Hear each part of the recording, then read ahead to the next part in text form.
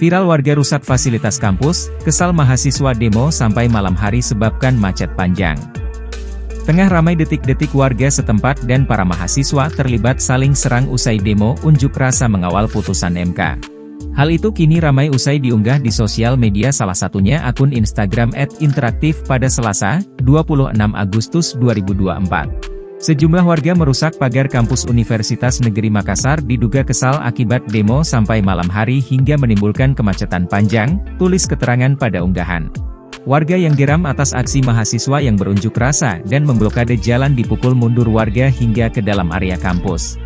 Belasan orang ditangkap polisi usai unjuk rasa yang berakhir ricuh di Universitas Negeri Makassar Jalan AP Petarani Kota Makassar, Sulawesi Selatan, Senin, 26 Agustus 2024. Kericuhan ini melibatkan mahasiswa dan warga sekitar serta pengendara yang melewati jalan. Kericuhan pun meluas hingga ke dalam kampus UNM. Dari pantauan, kericuhan pecah sekitar pukul 21 WITA. Kerusuhan diduga lantaran warga maupun pengendara geram akses jalan ditutup para mahasiswa sejak sore. Kapolrestabes Makassar, Kombes Pol Muhammad Ngajib, mengatakan ada belasan mahasiswa yang diamankan usai pihaknya melakukan penyisiran di sekitar kampus. Sudah kita lakukan negosiasi sehingga kita sampai di dalam kampus tapi negosiasi tidak direspons dengan baik oleh pendemo ini, jadi kita amankan. Jumlah yang diamankan sampai sekarang belum kita hitung tapi kurang lebih belasan orang, ungkap Ngajib.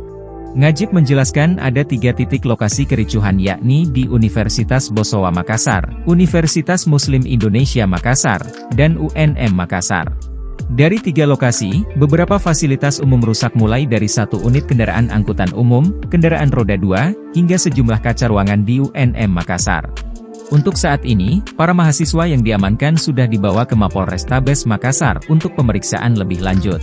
Hingga pukul 00.20 WITA, suasana di sekitar UNM Makassar sudah mulai kondusif.